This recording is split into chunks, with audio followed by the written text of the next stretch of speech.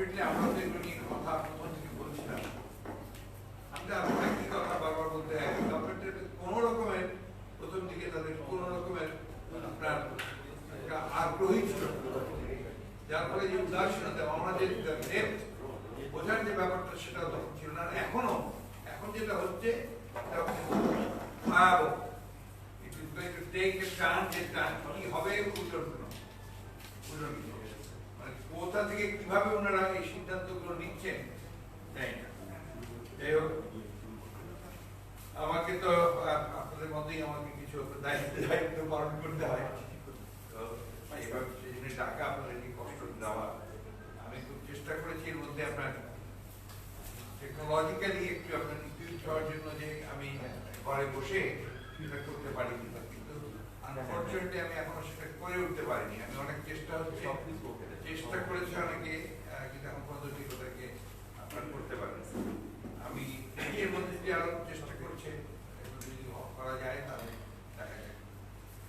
আপনাদের সেজন্য আমি কিছুটা বলতে পারেন যে ক্ষমা প্রার্থী বটে, কারণ এই ঝুঁকির মধ্যে আনতে চাই না, তারপরে আসতে হয়। শুরু করি না? বিসমিল্লাহির রহমানির রহিম। প্রিয় সাংবাদিক ভাই ও বোনেরা, আসসালামু আলাইকুম। এই ভয়ঙ্কর করোনা ভাইরাস মহামারীতে অগ্রভাগের সেনানী, চিকিৎসক, নার্স, স্বাস্থ্যকর্মী, আইন শৃঙ্খলা বাহিনীর সদস্য, সশস্ত্র বাহিনীর সদস্য এবং এখানে একটা ড্রপ করেছে সাংবাদিক, যারা করোনায় আক্রান্ত হয়ে প্রাণ হারিয়েছেন, তাদের আমরা শ্রদ্ধা জানাচ্ছি, তাদের বিদেহী আত্মার মাগফিরাত কামনা করছি। পরিবারের সদস্যদের জানাচ্ছি সমবেদনা। জাতি আজ এক মহাক্রান্তিকালের মুখোমুখি। করোনা পরিস্থিতি মোকাবেলায় সরকার চরমভাবে ব্যর্থ হয়েছে। কোভিড-19 মোকাবেলায় সরকারের নীতি নির্ধারণী পর্যায়ে সমন্বয়হীনতা, অদূরদর্শিতা, অদক্ষতা, অযোগ্যতা, সিদ্ধান্তহীনতা, সিদ্ধান্ত গ্রহণে বিলম্ব ও দ্বিধাদ্বন্দ্ব, দুর্নীতি, অস্বচ্ছতা, চরম ব্যবস্থাপনাগত ত্রুটি, জনগণের প্রতি জবাবদিহিতার অভাব এই সংকটকে আরো গভীর করেছে। করোনার কারণে মৃত্যু মিছিল একদিকে মনে বিভীষিকাময় আতঙ্ক সৃষ্টি করেছে, অপরদিকে সরকারি অব্যবস্থাপনার কারণে তৈরি হয়েছে এক মহা দুর্ভিক্ষ অবস্থা। তার সাথে তথ্যের অধিকার ও মত প্রকাশের স্বাধীনতার শিকার হচ্ছে নজিরবিহীন দমন পীড়নে। সারা দেশের মানুষ অস্থির এক যন্ত্রণায় চটপট করছে। প্রিয় সাংবাদিক বন্ধুগণ, বাংলাদেশে ৩ মে নতুন করে ২৪ ঘন্টায় করোনা ভাইরাসে আক্রান্ত বলে শনাক্ত হয়েছে ৬৬৫ জন। উদ্বেগের কারণে এর আগে দিনে এত মানুষ আক্রান্ত হওয়ার খবর পাওয়া যায়নি। এর আগে সর্বোচ্চ শনাক্ত ছিল ৬৪১ জন। ৩ মে পর্যন্ত মোট মৃত্যু ১৭৭ জন। গতকাল আমরা যেটা পেয়েছি আজকে যেটা পত্রিকায় আসছে ১৮২ জন। অন্যদিকে সুস্থ হওয়াদের সঙ্গে এক রাতে ১৭০ থেকে বেড়ে ১০৬৩ জন দাবি করা হয়েছে। কিভাবে এত অল্প সময়ের মধ্যে এত বেশি রোগী সুস্থ হলো তার কারণ হিসেবে বলা হয়েছে ক্লিনিক্যাল ম্যানেজমেন্ট কমিটির দেওয়া নতুন গাইডলাইন অনুসরণ করা হয়েছে। এদিকে কোভিড-19 সংক্রমণ পরিস্থিতির এমন গুরুত্বপূর্ণ সময়ে রোগ পরীক্ষার মূল সমন্বয়ের দায়িত্ব থেকে আইডিসিআর কে সরিয়ে এ দায়িত্ব দেওয়া হয়েছে স্বাস্থ্য অধিদপ্তরের নিয়ন্ত্রণ কক্ষকে। হঠাৎ পরীক্ষার দায়িত্বে বড় পরিবর্তনকে ঝুঁকিপূর্ণ পরিকল্পনার অভাব এবং সমন্বয়হীনতার জের বলে আখ্যায়িত করছেন বিশেষজ্ঞরা। এদিকে নতুন পরীক্ষায় দীর্ঘসূত্রিতায় সংক্রমণের ঝুঁকি বেড়েই চলেছে।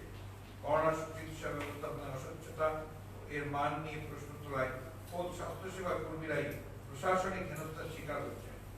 করোনা টেস্ট কিট সহ সরবরাহ করতে মালামালের গুণগত মান নিয়ে অভিযোগ করায় কমপক্ষে ২টি হাসপাতালের পরিচালক ২ জন চিকিৎসককে ওএসডি বা বদলি করা হয়েছে। যদিও পরবর্তীতে সরকারের অনুসন্ধানে সরবরাহকৃত মাস্ক, পিপিই ত্রুটিপূর্ণ বলে আখ্যায়িত হয়েছে, সরবরাহকারী প্রতিষ্ঠান ক্ষমা চেয়েছে। তাহলে চিকিৎসকদের বিরুদ্ধে ব্যবস্থা নেওয়া হলো কেন? অথচ এই সকল ত্রুটিপূর্ণ মাস্ক পিপিই পরিধান করেই চিকিৎসক, স্বাস্থ্যকর্মী, পুলিশ বাহিনীর সদস্যদের জীবনের ঝুঁকি নিয়ে সম্মুখ সমরের যুদ্ধে নামিয়ে দেওয়া হয়েছে। ইতিমধ্যে করোনা চিকিৎসার সাথে সরাসরি সম্পৃক্ত 119 জন ডাক্তার, 243 জন নার্স, 324 জন অন্যান্য স্বাস্থ্য সেবা কর্মী সহ সর্বমোট 986 জন কোভিড-19 নমুনা পরীক্ষায় শনাক্ত হয়েছেন এবং 2 জন বিশেষজ্ঞ চিকিৎসক মৃত্যুবরণ করেছেন। অপরদিকে পুলিশের আক্রান্তের সংখ্যা বেড়েই চলেছে। ন্যূনতম সুরক্ষা সামগ্রী নিয়ে সামনের সারিতে দেশের চিকিৎসক ও পুলিশ বাহিনী, কিন্তু করোনার ভয়াবহতা থেকে গ্রাস করেছে। গত 3 মে তথ্য অনুযায়ী দেশ জুড়ে 854 জন পুলিশ সদস্যের দেহে করোনা শনাক্ত হয়েছে। মৃত 5 জন। 4 মে প্রকাশিত তথ্য অনুযায়ী তার আগের 24 ঘন্টায় আরো অন্তত 113 জন পুলিশ সদস্য করোনায় আক্রান্ত হয়েছেন। এর মধ্যে 93 জন ডিএমপিতে কর্মরত। করোনায় পুলিশ কর্মচারী সবচেয়ে বেশি ঝুঁকিতে রয়েছেন বলে জানা যায়, কারণ সবচেয়ে ঝুঁকিপূর্ণ কাজগুলো করতে তারাই। আমাদের চিকিৎসক, স্বাস্থ্যকর্মী, কনস্টেবলদের সর্বোচ্চ নিরাপত্তামূলক ব্যবস্থা আবশ্যক, কেননা মানুষের সংস্পর্শে না এসে তাদের পক্ষে দায়িত্ব পালন করা সম্ভব হয় না। প্রিয় সাংবাদিক বন্ধুগণ, একদিকে সাংবাদিকেরা যখন ত্রাণ বিতরণের ব্যাপক দুর্নীতি, অনিয়মের খবর তুলে ধরছেন, তখনই সরকার তাদের গলা চেপে ধরছে। আবার সরকার করোনা সংক্রান্ত তথ্য জানার সুযোগ সাংবাদিকদের জন্য সীমিত করে দিয়েছে। উদ্ভূত পরিস্থিতির মোকাবেলার নামে সমালোচনাকারীদের কণ্ঠরোধ ব্যবহার করে করা হচ্ছে বিতর্কিত ডিজিটাল নিরাপত্তা আইন। প্রকৃত গুজব প্রতিরোধী কার্যকর ব্যবস্থা গ্রহণের পরিবর্তে সামাজিক যোগাযোগ মাধ্যমে ভিন্ন মত প্রকাশকারীদের উপর খড়গহস্ত হচ্ছে সরকার। আন্তর্জাতিক মানবাধিকার সংস্থা আর্টিকেল 19 কর্তৃক প্রকাশিত বাংলাদেশ কোভিড-19 তথ্যের অধিকার, মত প্রকাশের স্বাধীনতা, পরিস্থিতির বিশ্লেষণ শীর্ষক এক প্রতিবেদনে 8 মার্চ 8 এপ্রিল পর্যন্ত এ মাসের পরিস্থিতির মূল্যায়ন করে উল্লেখ করা হয়েছে যে এই সময় মত প্রকাশ, তথ্যের অধিকার, ত্রাণ বিতরণের অনিয়ম, সাংবাদিকদের প্রতি সহিংসতা সহ 20টি ক্যাটাগরিতে 157টি ঘটনা পর্যবেক্ষণ ও রেকর্ড করা হয়। এ সকল ঘটনার আক্রান্ত, ভুক্তভোগী, অধিকার লঙ্ঘনের শিকার হয়েছেন 174 জন। ত্রাণ বিতরণে অনিয়মের অভিযোগ উঠছে এমন আলোচিত 26টি ঘটনায় জড়িত ছিলেন 45 জন, যাতে সিংহভাগই সরকারি দলের সাথে সম্পৃক্ত। সামাজিক যোগাযোগ মাধ্যম মত প্রকাশের কারণে মামলা হয়েছে 25 জনের নামে। গুজব ছড়ানোর অভিযোগে গ্রেপ্তার, জরিমানা করা হয়েছে 54 জনকে। প্রিয় সাংবাদিক ভাই ও বোনেরা, স্বাধীন মত প্রকাশে বাধা, স্বচ্ছতার অভাব, তথ্যের প্রবাহ নিয়ন্ত্রণের কারণে প্রকৃত সত্য তথ্য প্রকাশিত না হওয়ায় দেশবাসী করোনা ভাইরাস দ্রুত ছড়িয়ে দিতে সাহায্য করছে, কোটি কোটি মানুষের জীবনকে ঝুঁকির মধ্যে ঠেলে দিয়েছে। স্বাস্থ্য অধিদপ্তরের ব্রিফিং এ সাংবাদিকদের প্রশ্ন করার সুযোগ বন্ধ করায় সাধারণ মানুষের উদ্বেগ বেড়েছে। কেন এই সুযোগ বন্ধ করা হয়েছে তা জনগণ বোঝে। করোনা সংকটের শুরু থেকেই স্বাধীন মতের দমন, তথ্য গোপনের মানসিকতা, সংক্রমণ বিষয়ে, করণীয় বিষয়ে নীতি নির্ধারণের পর্যায়ে অদূরদর্শিতা, সমন্বয়হীনতা, অস্বচ্ছতা এবং করোনা চিকিৎসার চরম অব্যবস্থাপনা পুরো জাতিকে বিপদের মধ্যে ঠেলে দিয়েছে।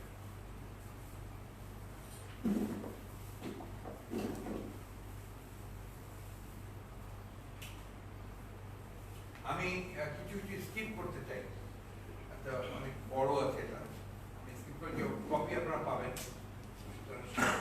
আমি কিছুটা আপনার স্কিপ করে যেতে চাচ্ছি।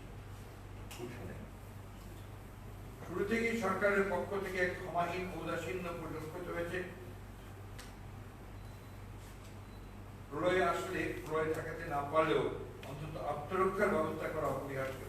শুরুর দিকে যারা দেশের বাইরে থেকে এসেছেন, বিশেষ করে চীন, কোরিয়া, সৌদি আরব, তাদের কোয়ারেন্টাইনে রাখার বিষয়টি সরকার নিশ্চিত করতে পারে। আমরা এই কথাগুলো আগেও বলেছি এবং আপনার কক্সবাজারে বেড়াতে গেছে এবং 16 মার্চ রাতে জন্মশতবার্ষিকী পালন করার সময় আপনার বাড়ি হয়েছে, হাজার হাজার মানুষ জমায়েত হয়েছে বলেছে। পরবর্তীতে বিভিন্ন জানা যায় সামাজিক দূরত্ব বজায় রাখার পরামর্শ উপস্থিত হয়েছে। বর্তমানে সরকারের অপরিপক্কতা, অদক্ষতা, অদূরদর্শিতা, সীমাহীন অযোগ্যতার আর কোনো বড় প্রমাণ প্রয়োজন আছে। পরিহাসের বিষয় হল সরকারি ব্যর্থতা। জাতি হিসেবে আমাদের সকলকে চরম বিপর্যয় থেকে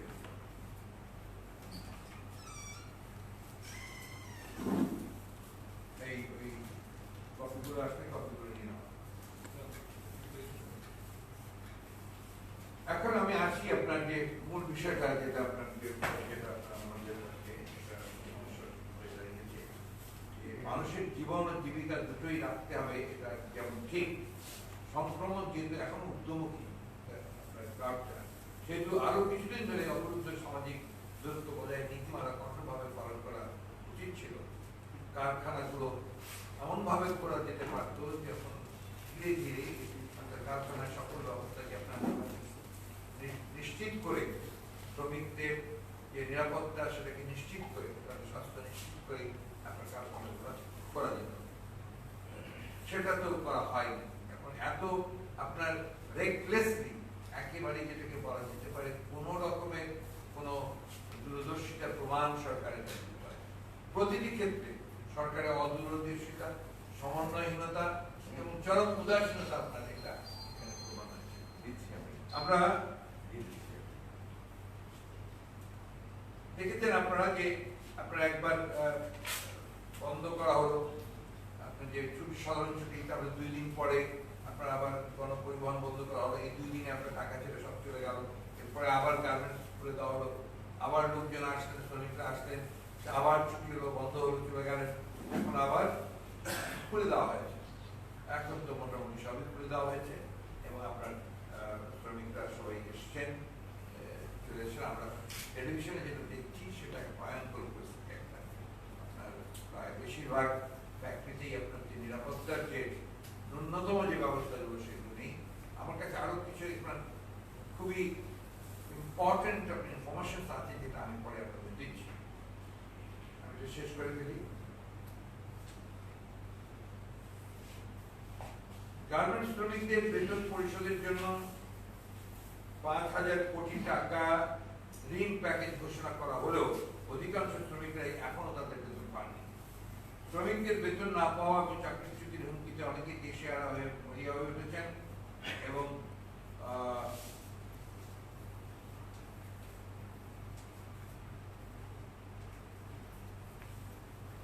সাংবাদিক বন্ধুগণ, গত 4 মে মন্ত্রিপরিষদ বিভাগ থেকে জারি প্রজ্ঞাপনে সরকার রমজান ও ঈদের কথা বলে প্রথমে তাৎক্ষণিকভাবে পরবর্তীতে সিদ্ধান্ত বদলিয়ে 10 মে থেকে দোকানপাট খুলে দিয়েছে। পারস্পরিক দূরত্ব ও অন্যান্য স্বাস্থ্যবিধির প্রতি পালন হবে। এটা আমাদের কাছে বোধগম্য না। শপিং মল, মার্কেট খোলা হবে, সেখানে আপনার পারস্পরিক দূরত্ব বজায় রাখবে। যেখানে আপনার এই আর্মি পুলিশ ছিল, ওদেরকে তো প্রায় উজ্জ্ব করা হয়েছে। এখন কিন্তু আমরা আপনার রাস্তায় আপনার বিভিন্ন জায়গায় আর্মি পুলিশ হিসেবে দেখতে পাচ্ছি না। এখন যেটা আমি আসলাম, এখন যেটা দেখলাম হচ্ছে যে ক্ষুধার্ত মানুষ, বিশেষ করে মহিলারা, তারা ফুটপাথগুলোতে বসে আছেন, দাঁড়িয়ে আছেন, অপেক্ষা করছেন যে গাড়ি থামিয়ে কিছু সাহায্য করে। সেই জন্য এই অবস্থা দেখে আসলাম। কোথাও কোনো চেক করতে আমি দেখিনি। আমার লোক, আমি অর্ডার করতে নাও যাই না।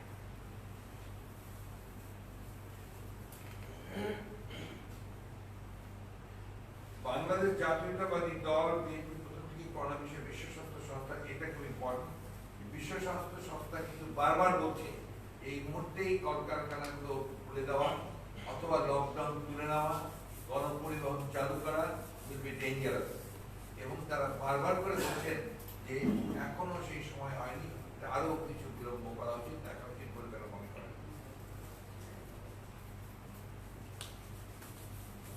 আমরা বিএনপি প্রথম থেকেই করোনা বিষয়ে স্বাস্থ্য সংস্থার নির্দেশনা যথাযথ পদক্ষেপ দেওয়ার জন্য সরকারকে বলে আসছি। গত 21শে মার্চ অনুষ্ঠিত জাতীয় সংসদ নির্বাচনের উপনির্বাচন সমূহকে করোনা ভাইরাস সংক্রমণের উৎস বিবেচনা করে নির্বাচন কমিশনকে দায়িত্ব করা আহ্বান জানিয়েছিল বিএনপি। সতর্কতামূলক ব্যবস্থা নেওয়ার জন্য বিভিন্ন সচেতনতামূলক কর্মসূচি গ্রহণ করেছিল। রাজধানী সহ দেশব্যাপী লিফলেট, হ্যান্ড স্যানিটাইজার, মাস্ক বিতরণ করেছে। বিএনপির সহযোগী সংগঠন ড্যাব, দেওয়ারন ফাউন্ডেশনের সাথে যৌথ উদ্যোগে ডাক্তার, নার্স সহ সকল স্বাস্থ্যসেবী যারা এই করোনা যুদ্ধের ফ্রন্ট যোদ্ধা তাদের পাশে দাঁড়িয়েছে, পিপিই সহ স্বাস্থ্য সুরক্ষা সরঞ্জাম তাদের মধ্যে বন্টন করা হয়েছে, যা এখনো চলছে। পাশাপাশি টেলিমেডিসিন সেবার মাধ্যমে ড্যাবের ডাক্তারবৃন্দ রোগীদেরকে টেলিফোন চিকিৎসা পরামর্শ দিয়ে চলেছেন। রাজধানী সহ দেশের প্রত্যন্ত অঞ্চলে কর্মহীন মানুষের পাশে দাঁড়িয়ে জরুরি খাদ্য সহযোগিতা নিয়ে আমাদের দলের ভারপ্রাপ্ত চেয়ারম্যান মহোদয়ের নির্দেশে বিএনপির কেন্দ্রীয় ত্রাণ হিসেবে আপনার ইতিমধ্যেই ত্রাণকে বিতরণ করা হয়েছে, প্রায় 12 লক্ষে পৌঁছেছে, মোট ত্রাণ করা হয়েছে 12 লক্ষে। সাংবাদিক বন্ধুগণ, আরেকটি খবর আমি আপনাদের দিতে চাই, আপনি ইতিমধ্যে অনেক লক্ষ্য করে থাকবেন যে যুক্তরাজ্যেও আমাদের ভারপ্রাপ্ত চেয়ারম্যান মহোদয়ের নির্দেশে সেখানে খাদ্য বিতরণ করা হচ্ছে হাসপাতালগুলোতে। ন্যাশনাল হেলথ সার্ভিস যেটা আছে NHS, তাকে তাদের কাছে আপনার সরবরাহ করা হচ্ছে আমাদের বাংলাদেশ জাতীয় দল পক্ষ থেকে। আপনারা অবগত আছেন যে গত 4 এপ্রিল বাংলাদেশ জাতীয় দলের পক্ষে আমরা 87,000 কোটি টাকার GDP 3% একটি আর্থিক প্যাকেজ ঘোষণা দিয়েছি। তার মধ্যে স্বল্প মেয়াদী স্বল্পমেয়াদী 61,000 কোটি টাকা, মধ্যমেয়াদী 18,000 কোটি এবং অপ্রত্যাশিত অদৃশ্য খাতে 8,000 কোটি টাকা সুনির্দিষ্ট প্যাকেজ প্রস্তাবনা ছিল। এটা আমরা গুরুত্ব দিয়ে উল্লেখ করতে চাই এই জন্যে যে আজকে যে প্রশ্নটা এসছে যে আপনারা এই যে দিন আনে দিন খাওয়া মানুষ, গার্মেন্টস শ্রমিক, অন্যান্য আপনার কলকারখানার শ্রমিক, ইনফর্মাল সেক্টরের মানুষ, তারা যদি কাজ না হয়, ওরা না থেকে কারখানা, তারা কিভাবে চলবে? এই জন্য আমাদের প্রস্তাবটা কিন্তু আপনার খেয়াল করে দেখবেন, আমরা যেটা দিয়েছিলাম সেটা পরিষ্কার করে বলা ছিল যে 3 মাস তাদেরকে সরকারকেই তাদের যে ভাতা, সে ভাতাটা দিতে হবে। এবং আমরা বলে দিয়েছিলাম যে অন্তত প্রায় আমরা হিসাব করেছি প্রায় 2 কোটি মানুষ আপনার এই ইনফর্মাল সেক্টরে পড়ে, ফর্মাল না ইনফর্মাল সেক্টরে, তাদেরকে আমরা প্রতি মাসে 5,000 করে টাকা দিতে বলতে হবে। এটা এমন কোন আজকের বাজেটের তুলনায় বাংলাদেশের যে বাজেট, বাংলাদেশের যে আপনার যে হারে আপনার এখানে ব্যয় করা হয়, তাতে খুব বড় কোনো আপনার বড় অ্যামাউন্ট হয় না। আর এখানে এই রাষ্ট্রের মালিক কি? রাষ্ট্রের মালিক তো জনগণ। তার বিপদে, তার বেঁচে মরার জন্য আমাদেরকে অবশ্যই রাষ্ট্রীয় কোষাগার থেকে অর্থ বরাদ্দ করতে হবে, এটা আমরা বিশ্বাস করি এবং সেটা সম্ভব। এটাই হওয়া উচিত ছিল এবার, যেটা আপনার অন্যান্য দেশগুলোতে, বিশেষ করে আপনার ইউরোপে, আমেরিকা, এমনকি ভারতেও পর্যন্ত আপনার এই অ্যাপনোট যারা আপনার নিম্ন আয়ের মানুষ, তাদের কিন্তু এই 3 মাসের জন্য তাদেরকে সেই ব্যবস্থা করা হয়েছে। দুর্ভাগ্যজনকভাবে আমাদের এখানে যে 5,000 কোটি টাকা যেটা আপনার দেওয়া হয়েছিল, সেটা কিন্তু আপনার এখানে ওইভাবে ঋণ হিসেবে ব্যাংক মালিকদেরকে দেওয়া হয়েছে, তার সেটা গার্মেন্টসের মালিকদেরকে সব দিতে পারেন।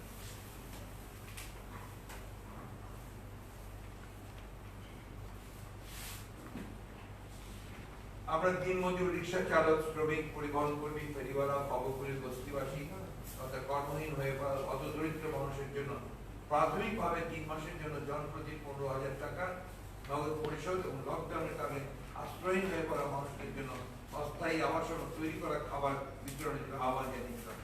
যেটা আজকের যে সমস্যাটা হয়েছে, এই সমস্যাটা থাকতো না যদি সরকার এই প্রস্তাবটা আমাদের মেনে নিত। আমরা সামরিক বাহিনীর স্থানীয় প্রশাসনের মাধ্যমে নগদ অর্থ, খাদ্য, ত্রাণ বিতরণের জন্য দলীয় লোকজনদের এই কাজে সম্পৃক্ত না করার উপর বিশেষ গুরুত্ব দিই। প্রিয় সাংবাদিক ভাই বোনেরা, এভাবে গার্মেন্টস শ্রমিক, অপ্রাতিষ্ঠানিক শিল্প শ্রমিক, প্রাতিষ্ঠানিক শ্রমিকদের প্রত্যেক ক্যাটাগরির জন্য প্রাথমিকভাবে 3 মাসের জন্য 10,000 কোটি টাকা করে 30,000 কোটি টাকা বরাদ্দের সুপারিশ। আমাদের অনেকগুলো সুপারিশের মধ্যে কৃষি ও স্বাস্থ্য খাতকে প্রাধান্য দিয়ে যথাক্রমে 5,000 ও 15,000 কোটি টাকা বরাদ্দ, সকল কৃষি ঋণ মওকুফ, কৃষকদের উৎপাদিত ফসলের মিনিমাম সাপোর্ট প্রাইস প্রদান ও ভবিষ্যতে সম্ভাব্য খাদ্য সংকট এড়াতে 5,000 কোটি টাকা অতিরিক্ত বরাদ্দ দিয়ে কৃষকদের নিকট থেকে সরাসরি ধান, চাল ক্রয়ের পরামর্শ দিন, যাতে কৃষকদের মেরুদণ্ড ভেঙে না যায়। দুর্ভাগ্যের কথা হচ্ছে যে সরকার বলছেন যে তারা 22 লক্ষ টন চাল কিনবেন,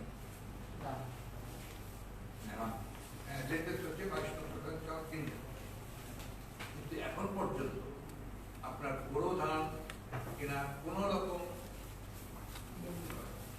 কাজ শুরু হয়নি, যার ফলে বড় কৃষকেরা তারা ক্ষেতের মধ্যে অত্যন্ত অত্যন্ত কম দামে 600 টাকা মনে তারা দাম বিক্রি করছে। এটা আমার কালকে খবর, 600 টাকা মনে, এটা আপনার ময়মনসিংহ আওয়াঞ্চল বা এই সমস্ত অঞ্চলগুলোতে 600 টাকা বিক্রি করছে, যেটা প্রধান। সবচেয়ে যে সমস্যাটা যেটা, এটা আপনারা বারবার করে বলছি যে স্বাস্থ্য ব্যবস্থা, এটা কমপ্লিটলি আপনার ভেঙে পড়েছে। আপনি আজকের খবর কাগজে বা কালকের পত্র দেখতেন চিত্র যে টেস্ট করতে গিয়ে 3 ঘন্টা দাঁড়িয়ে থেকে এক বৃদ্ধ ওখানেই মারা গেছে। আপনার অনেকগুলো সোশ্যাল মিডিয়াতে আপনার স্টোরি আসছে যে কম করা হয় কিনা জানি না, সেই বিষয়গুলো আপনার একেবারে মর্মান্তিক বিষয়। এটা এটা আমাদের একটা সভ্য দেশে এই স্বাস্থ্য ব্যবস্থা বাচ্চারা জ্বর হলে, বাচ্চাদের জ্বর প্রায় হয়, তারা হাসপাতালে গিয়ে কোনো ট্রিটমেন্ট পায় না, তাকে যেদিন দেওয়া ভর্তি করা হয়। এবং প্রকৃত ব্যাপার হচ্ছে যে আপনার করোনা না হলেও আপনি কিন্তু হাসপাতালে কোনো চিকিৎসা পাবেন, আর করোনা হয়েছে কি হয়নি তার তো আপনার সহজ। আমি কালকেই শুনতে আপনার একজনের টাকা পড়লাম, তার বাবা আপনার হাজি কি নাম জানা, তো সে নারায়ণগঞ্জ থেকে এখানে থেকে পাঠিয়ে দেওয়া হয়েছিল, দুঃখিত আলিয়াজকার থেকে পাঠিয়ে দেওয়া হয়েছিল, সে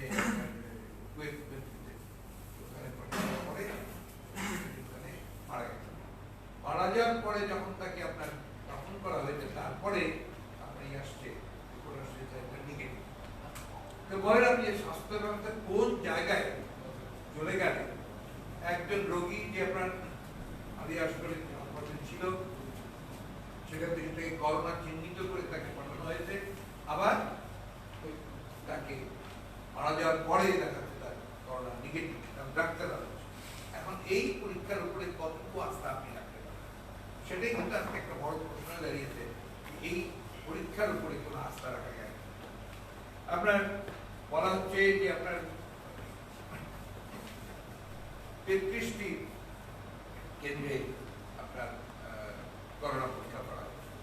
করোনা পরীক্ষা থেকে আমরা একদম কিনা যাই না, দেখেছেন নিশ্চয়ই, অবশ্যই দেখেন এত বড় লাইন হয়, সেই লাইনে দাঁড়িয়ে আপনার এখানে করোনা পরীক্ষা করা আস্থা। এই জিনিসগুলো সরকার পুরোপুরি ভাবে আপনার ওয়েট করে যাচ্ছে, তারা জনগণের সামনে আনছেন না, এবং এটাকে পুরোপুরি জনগণকে একটা প্রতারণার সামনে। আমি তো এখন দেখছি যে সরকার কোথায়, সরকার আপনার রাস্তাতে নেই,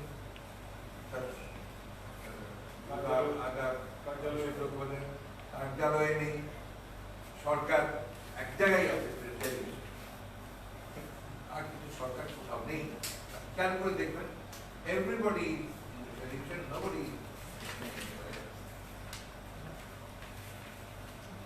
সাংবাদিক বন্ধুগণ, সবচেয়ে আমরা বলেছিলাম যে আপনার যে চিকিৎসকদেরকে 1 কোটি টাকা আপনার বীমা করা, নার্সদের জন্য 14 লক্ষ টাকা, সরকারের জন্য 50 লক্ষ টাকা। এটা সরকার কিছুটা করেছে, 50 করেছে। বিভিন্ন কিস্তিতে এ পর্যন্ত 95,619 কোটি টাকার আর্থিক প্রদানের প্যাকেজ ঘোষণা করলেও সিংহভাগের ব্যাংক নির্ভর। সেটা আমরা আগে বলেছি যে সরকারের যে আপনার প্যাকেজটা ছিল, প্যাকেজটা ছিল পুরোপুরি হবে তার 77 ভাগই হচ্ছে আপনার 77 ভাগই হচ্ছে আপনার ব্যাংক। এটা একটা আছে যে আসলে 95,000 কোটি টাকার মধ্যে আপনার 77,000 কোটি টাকাই হচ্ছে আপনার ব্যাংক, বাকি টাকাটা শুধুমাত্র সরকারি কোষাগার থেকে যাবে। এটা আমরা সংবাদ সম্মেলনে তুলে ধরেছিলাম। আমরা বলেছিলাম আংশিক শাটডাউনের কারণে সর্বনিম্ন হয়ে পড়া দিনার দিনকার শ্রেণীর 3 মজুর রিক্সা চালক, শ্রমিক, পরিবহন কর্মী, ফেরিওয়ালা, ভবঘুরে বস্তিবাসী তথা কর্মহীন হয়ে পড়া অত দরিদ্র মানুষের জন্য প্রাথমিকভাবে জনপ্রতি 5,000 টাকা, যেটা আমরা আগে বলেছি, আমরা জানতে বলেছিলাম। এখন আমরা দেখছি যে এখন যেটা করা হচ্ছে সেটা আপনার কিছু কিছু জায়গায় দেশের আপনার ত্রাণ দিচ্ছে, সেই ত্রাণটা চাহিদার তুলনায় এতই অপ্রতুল যে সেখানে স্থানীয় সরকারের যারা প্রতিনিধি আছেন, চেয়ারম্যান বা উপজেলা চেয়ারম্যান, তাদের করছে তারা অত্যন্ত বিপদগ্রস্ত হয়ে পড়েছে।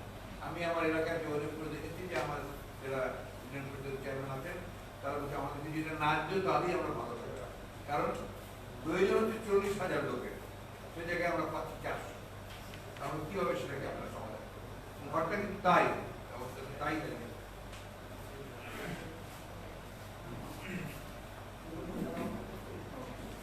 প্রিয় সাংবাদিক বন্ধুগণ, এবার আমি আপনাদের সামনে শ্রমিকদের বিষয়ে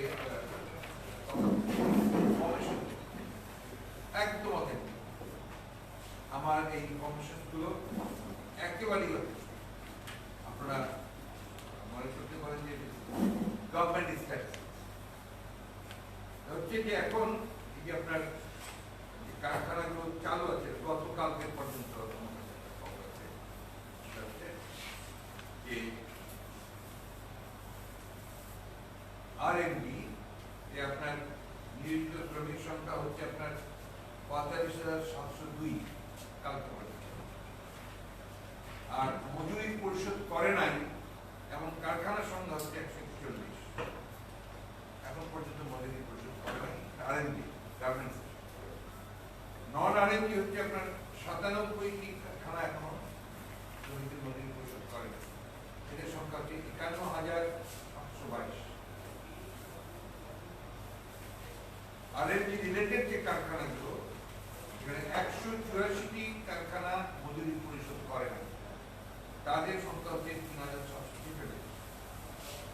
মোট মজুরি পরিশোধ করে নাই এই ধরনের কারখানার সংখ্যা হচ্ছে 422।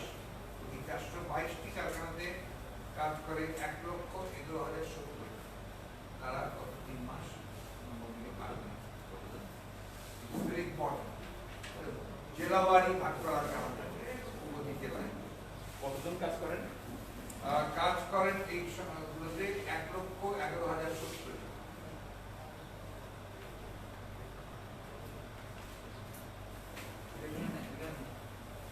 এবার আমি আপনাদের এই শিল্প প্রতিষ্ঠানগুলোতে কতজন করোনায় আক্রান্ত হয়েছে শ্রমিকেরা তার কি বড় পেশার ধৈর্য ধরে আমি আপনাকে প্রত্যেকটা পারবো, একটু ধৈর্য ধরতে হবে। ঢাকা জেলায় 4,609 জন পজিটিভ, এর মধ্যে মারা গেছে 98 জন। হচ্ছে RMD, চামড়া শিল্প, চামড়াজাত পণ্য, ঔষধ, paint, steel, printing, chemical, cosmetics. কারখানার সংখ্যা হচ্ছে 281। লোকাল RMD হচ্ছে 20, নন RMD হচ্ছে 42। শ্রমিক সংখ্যা হচ্ছে আপনার RMD তে 2,45,000, লোকাল RMD 1,816, নন RMD তে 9,391। শুধু ঢাকা, অনলি ইন ঢাকা। এরপরে আছে চট্টগ্রাম। চট্টগ্রাম হচ্ছে আপনার কলকারখানার সংখ্যা 3,136, শ্রমিক সংখ্যা 3,32,000। তৈরি পোশাক, ডিটারজেন্ট, পাউডার, নিট ওষুধ। এখানে চালু কারখানার সংখ্যা 148। আপনার শ্রমিক সংখ্যা হচ্ছে 85,000 RMD-তে, হচ্ছে আপনার 1,000, লোকাল RMD-তে 1,050, নন RMD হচ্ছে 17,157।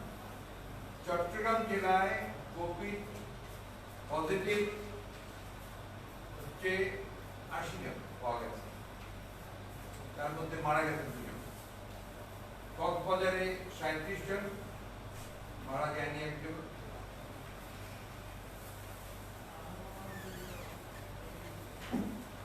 আমি অন্যান্য জেলাগুলো দেবো আপনাদের, যদি ধৈর্য থাকে তাহলে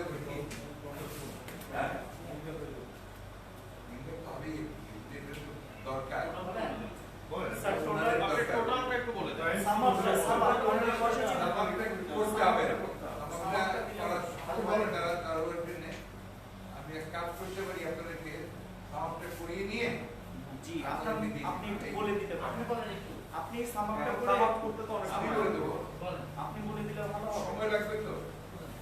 যোগ করবে সে বসে না, না, জন্য ওনাদের কাছে কাউকে দিয়ে দিয়ে আপনি অন্য বিষয়ে কথা বলেন, করতে পারবা করে দিলে ভালো। ওটা কতজন শ্রমিক মারা গেছে এটা একদম ইম্পর্টেন্ট তো দেশে? এখানে এগুলোতে তোমার হচ্ছে কোভিডের আক্রান্ত কতজন জেলাবাড়ি এই সাইডে এটা দিয়েই তোমার হবে দিয়ে চট করে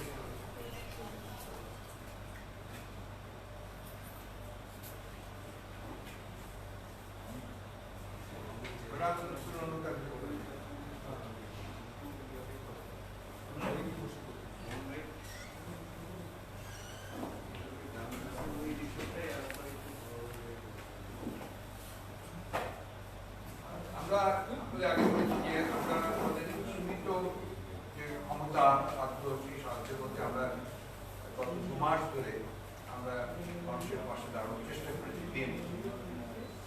আমরা আমাদের অঙ্গ সংগঠন সমূহ বিএনপি এবং জিয়া ফাউন্ডেশন ট্যাগ ইতিমধ্যেই তারা আমি বলছি আগে যে 12 লক্ষ পরিবারের কাছে পৌঁছেছে ত্রাণ নিয়ে আর ট্যাগ কিছু কাজ করেছে যেটা আপনার অনলাইনে চিকিৎসার পরামর্শ দিচ্ছে মাস্ক বিতরণ করছে জিয়া ফাউন্ডেশন তারা হাসপাতালগুলোতে পিপিই সরবরাহ অনেক এবং ঢাকার বস্তি এলাকায় তারা স্প্রে করেছে জীবাণুনাশক স্প্রে করেছে ডক্টর তাইসের বাংলাদেশ কার্যক্রম করেছে তাদের করে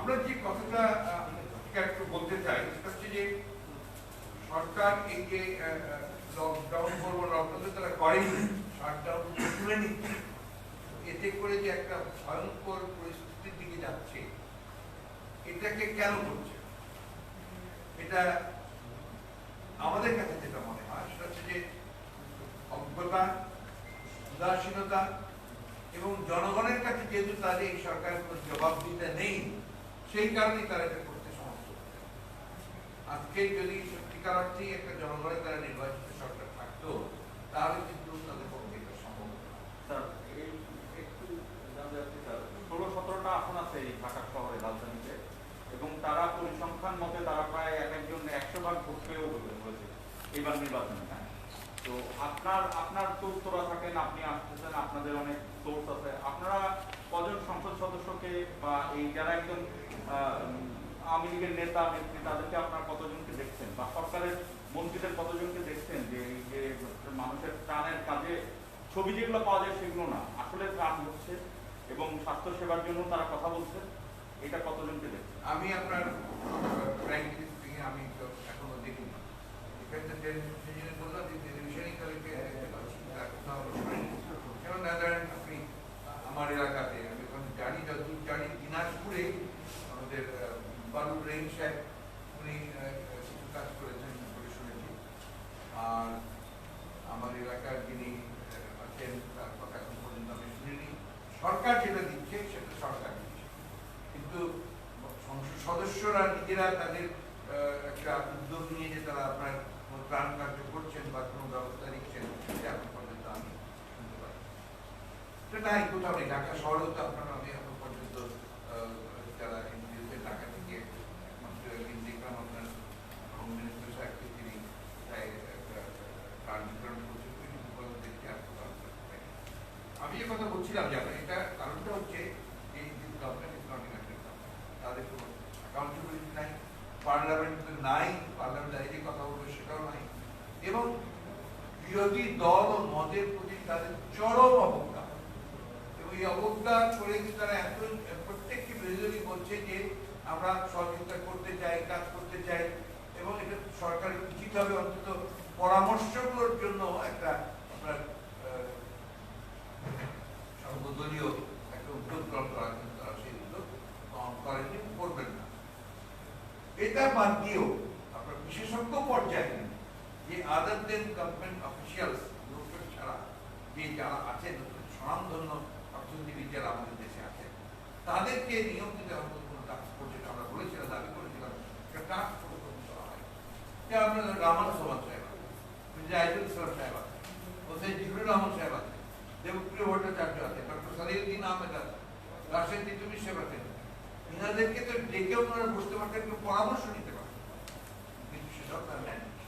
আপনার তারা চিকিৎসার জন্য আপনার টেকনিক্যাল একটা কমিটি করেছেন, এই স্বাস্থ্য সম্পর্কে টেকনিক্যাল কমিটি।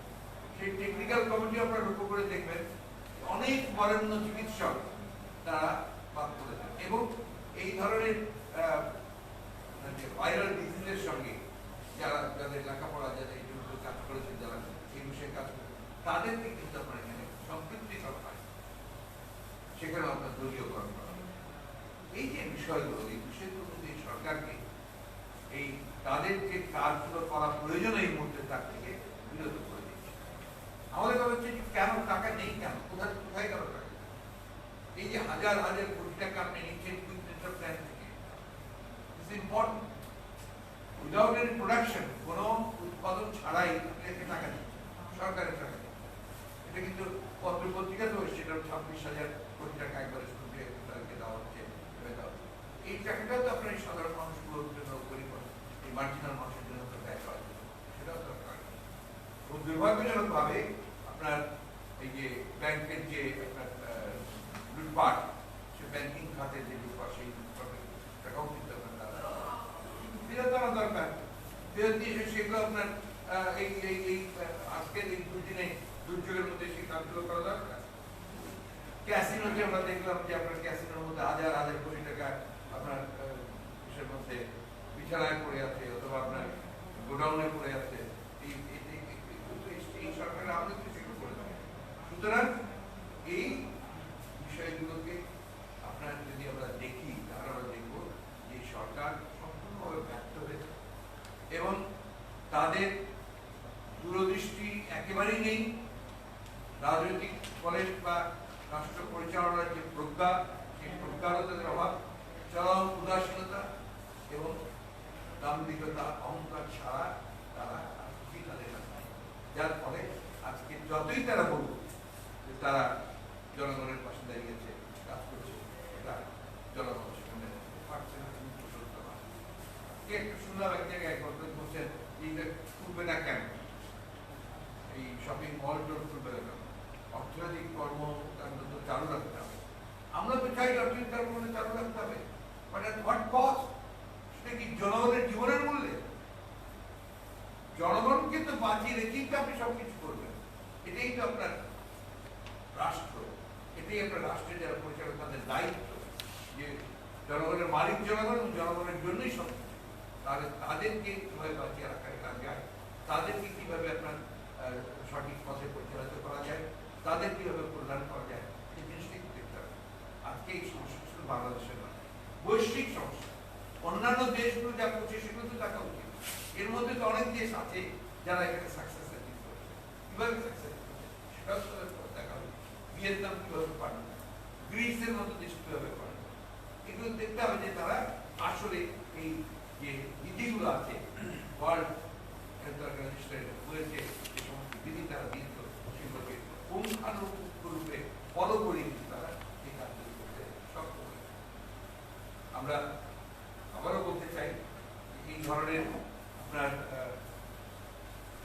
দাম্ভিকতা না রেখে, এই ধরনের অহংকার থেকে বেরিয়ে এসে জনগণের পাশে এসে দাঁড়াতে সুরক্ষিত অট্টালিকায় থেকে আপনার মানুষের দুর্ভোগ, মানুষের যে কষ্ট বেদনা, সেটা বোঝা যায়।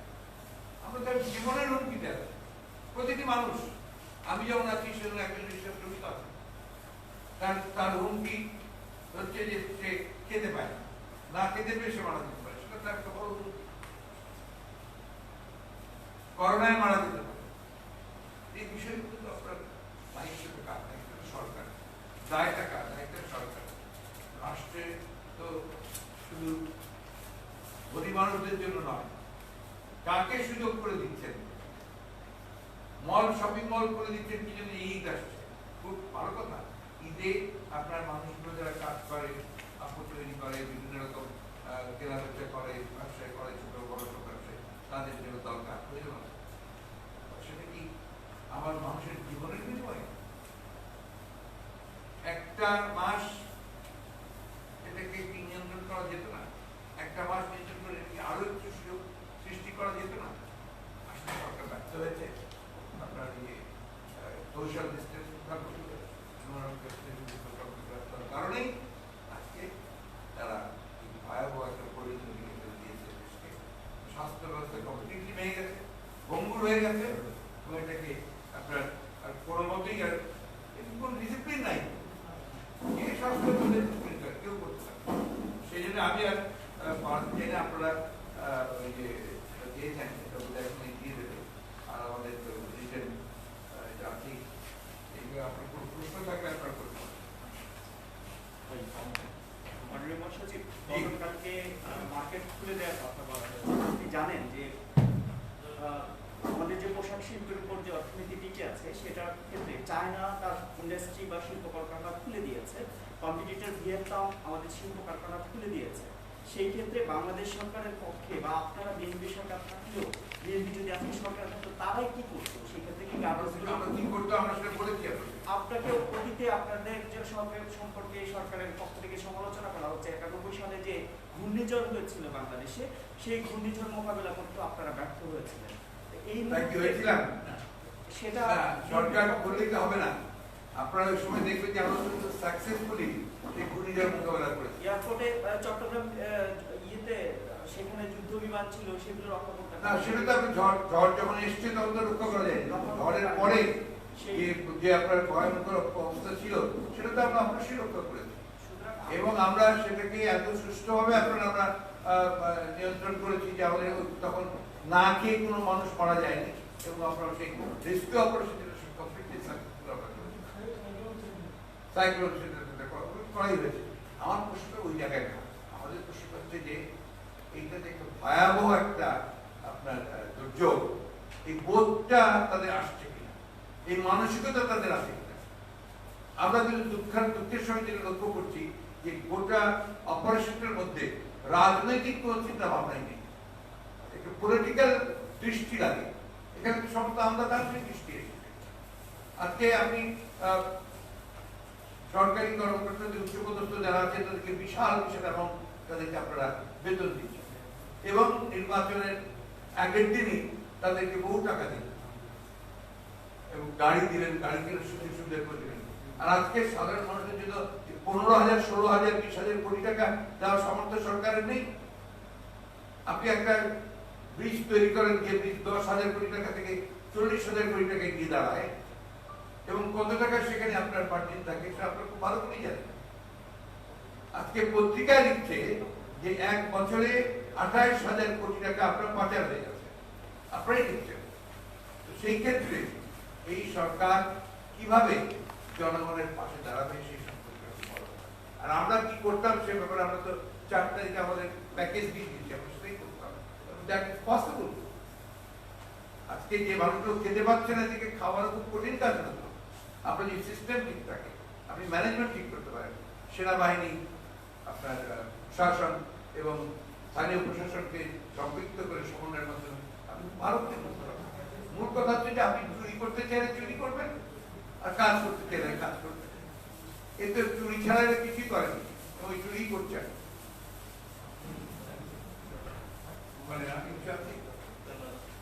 ঠিক আছে, থ্যাংক ইউ।